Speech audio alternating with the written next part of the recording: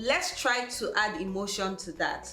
What if you have a dying sibling or something, God forbid, and there's emotion attached to that, and say that medication, you don't have the money for that medication, there's no camera watching, there's nobody there. Your emotions for that person that you care about would drive you. You'll be tempted to pick that up.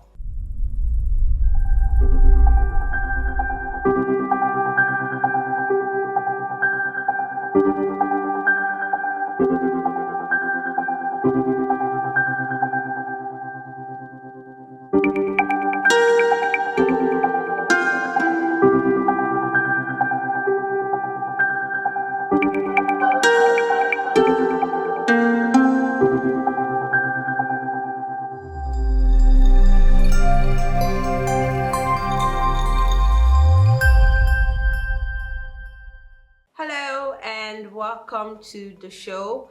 My name is Rosemary. This is the Game of Life, the one show where we celebrate life, but we also explore ways to live a fulfilled and purposeful life. As usual, I have with me in the studio Mr. Devang Shukla. You're looking like a doctor today. So I guess I'm gonna have an amazing episode. I like the look. And we are still on Spooty Synopsis.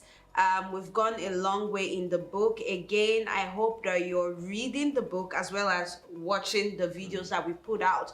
For those of you that might be interested in reading the book and you do not have the book, please reach out to us. There's an email address down below. Send us an email. We would send you a copy of the book. We're open for your questions. Actually, we can't wait to answer your questions, to help you in this thing called life. So let's dive right into the episode. Today we'll be looking at a lot of things actually, because the master has one-line sentences with a lot of themes, but I know that they are not just one-line sentences. So thank God that we have you here to help us dive into, the master's thought patterns. If you do not know the master that I'm talking about, Shri Guru Vishwaspurti. I'm sure by the end of the episode, I would know how to pronounce the name perfectly. So let's get right into it. So we have, I think last time we dealt with celibacy and complexes. So those of you that are reading the book, that's where we are right now. And today we're going to be talking about compunction. Okay. Right? So it says compunction cleanses the malfunctions and sanctions the courage with conviction. I didn't even try to understand this one. I was just going to wait for you to explain. See, it's a poetic way he has written. So what he has written is compunction means, from your heart when you are doing something wrong, something immoral, the capability within the mind to tell you, don't do this. Sometimes when we are trying or we are venturing into a road which is not correct, not moral, something in the palpitation in the heart increases. Your conscience says, no, it is not right. So this is what corrects your course of action. And it gives you something like moral courage when you listen to your inner heart, when you listen to the conscience. So let's see the last part of the sentence. Before we go into that, how do you intentionally listen to that inner voice, and how do you separate it from garbage? When I was a lot younger, call it an imaginary friend, I don't know, but I had this thing where my two arms, like a voice in my head, I would call one lefty and righty. Okay. So I assumed that the righty would always tell me the positive things and the lefty might be wrong. Like, how do you sit down and say, okay, this is garbage? No, I will intentionally focus on this voice that is telling me to do something. I will go more subtle. I just told you guys my secret. So I'll go more subtle. Imagine we have seen in our own childhood, when we are not, we are trying to cover it up, we are trying to say something else to our parents, something happens to our heart. Yes. Say you're lying. Yes, you're lying. You're lying. You don't know how to say that also. This is what we are talking. The signal that your palpitation changes and you know you are not doing the right thing. Right. And sometimes what happens, we say, let's face it. Let's say the thing. whatever be the consequence, I would like to go with it. So this is where we are listening to our conscience, and it sanctions your moral courage. I think I can tell you in my personal life, sometimes we, even after taking due care, we sometimes do mistakes, which are, and when you face the senior leadership, it is a very difficult time. In one of the times, I think in 9 years, I did a mistake. And they said, okay, why did you do this mistake? I simply said, I'm sorry. I really did this mistake. And this is the reason I did this mistake. You'll be surprised. The reaction of the leadership was very different. One of the senior leaders said, see, it happens. Everyone does mistake. So this is very important, that when you listen to your inner heart, you, instead of hiding, instead of giving excuse, you directly say, yes, I accept it. People empathize with you and they support you. They want to go with you. So this is very important, that it sanctions the moral courage. So imagine with this circumstance, if there is another circumstance, would I hide? Would I do finger pointing? Okay, he did it and I will accept it. So in a nutshell, you're saying that it is very important to be truthful, right? Accept the consequence, no excuses, own up to it and say, I did this. And that stems up when you have that internal conviction to say this is wrong. I can give you one more dimension. It can happen with your colleagues, your juniors. When they make a mistake, you tell them. But imagine when you do mistake. Do you tell them? Yes. I tell them, yes, I did this. This has gone wrong. You should also have the courage to say sorry to them. Not only sorry to senior. If you are a person with courage and moral conviction, you will have a courage to say sorry to your junior also, to your colleagues also. No, I am really sorry. This Leadership is my mistake. by example. Yes.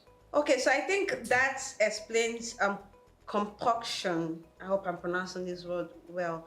Cleanses the malfunctions. Malfunctions. So whatever mistakes we do.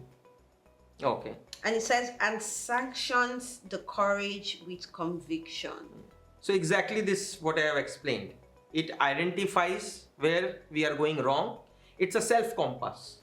And it sanctions the moral courage within you. And it grows. The Of more you listen to that inner conviction or consciousness that says, this is wrong, this is right, it grows. Yes. You become more confident in it. Okay, so let's move straight into contemplation, right? It says contemplation should not be contaminated either by the contra commotions and emotions or contemplation and temptations. Such a poet.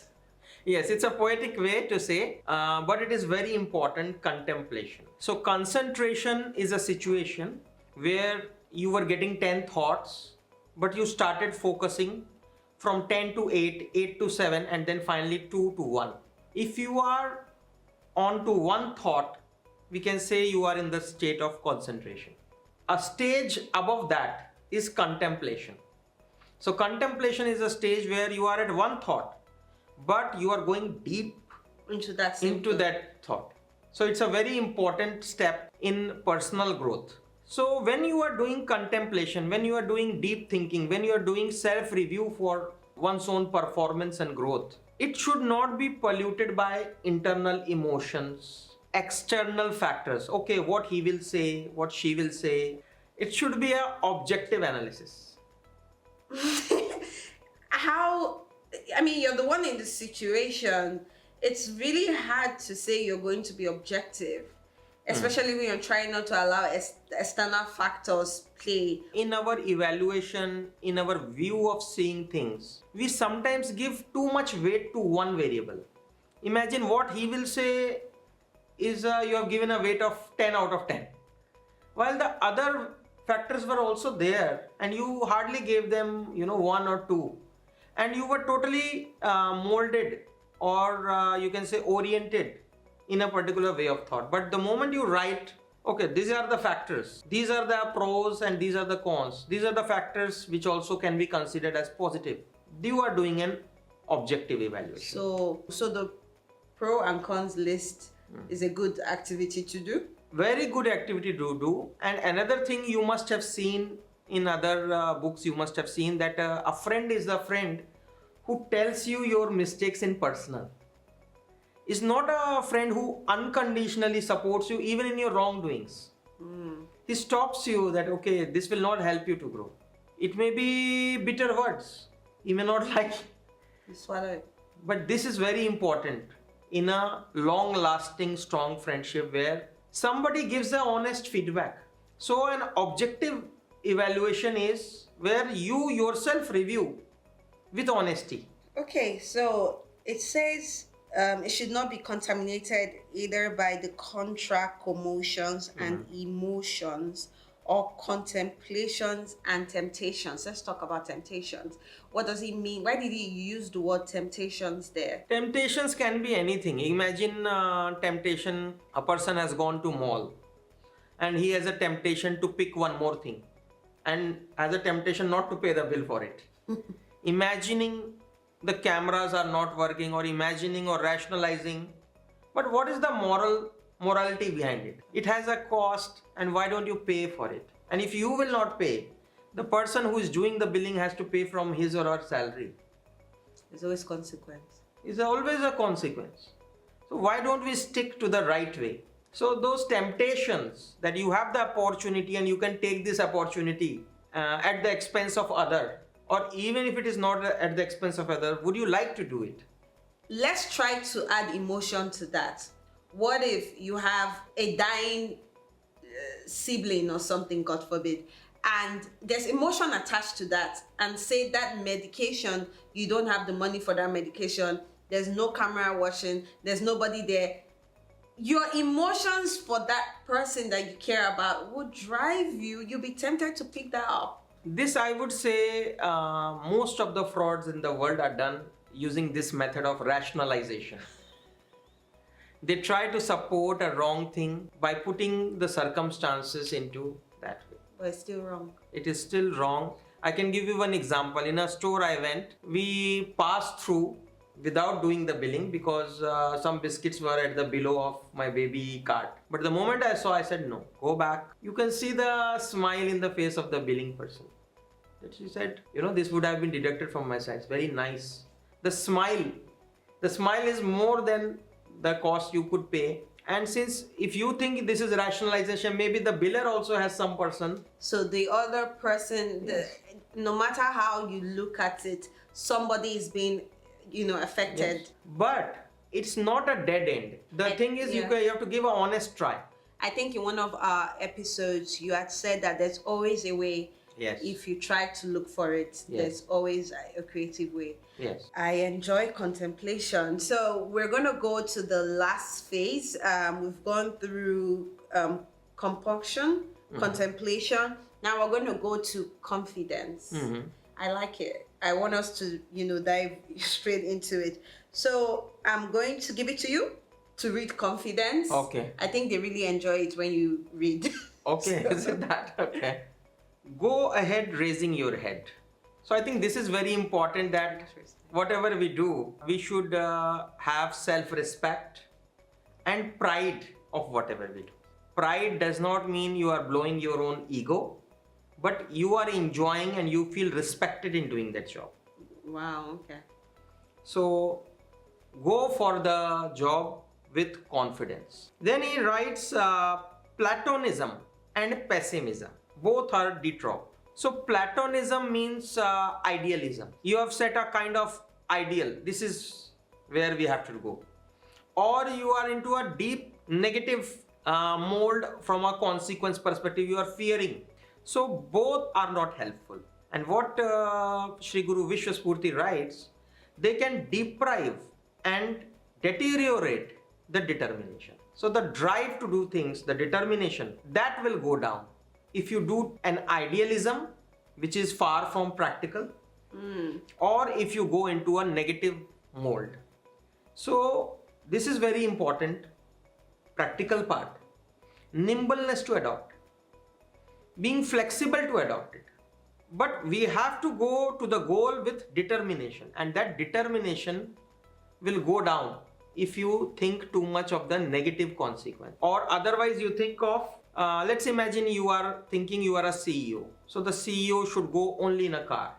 Why can't he take a taxi? Why can't he take a local transportation and save cost?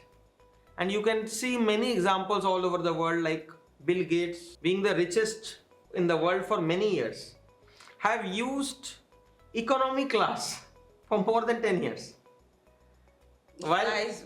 Economic class. While he has the entitlement from the company, he could have moved in business class. And he is a CEO, effectively, richest of the rich. But how they value money, how they conserve, how they have humility. Same can happen for Warren Buffett also. He says, he doesn't wear branded jeans. He says, I'm not a branded person. With humility he lives, but multi-billionaires. So this is very important of how you, wear your values, how you want to continue your values. So it's very important that whatever you do, whatever stage or phase you find in life, be true to yourself and live confidently. Exactly. And I can give you a surprising event that in future when you wear a designer outfit, you will see how much hollow it is. And what you used to wear was actually more beautiful than the designer outfit. More comfortable. So life can surprise you with different experiences, because when you will try that, it may not be the best for you. So I think we are done with the confidence part. It's been an amazing time. Again, we went through about 3 of the things. It is very important that you read the book along with us. You watch the videos, rewatch it, share with people, have conversations, send your questions to us, and we would review. We want to go through this journey with you, the audience. So it's been an amazing time. We'll continue to celebrate life using the journey of Spooty Synopsis. Thank you for staying with us. Don't forget to like, to share, to comment, engage with us. And we're here for you. Thank you. Thank you.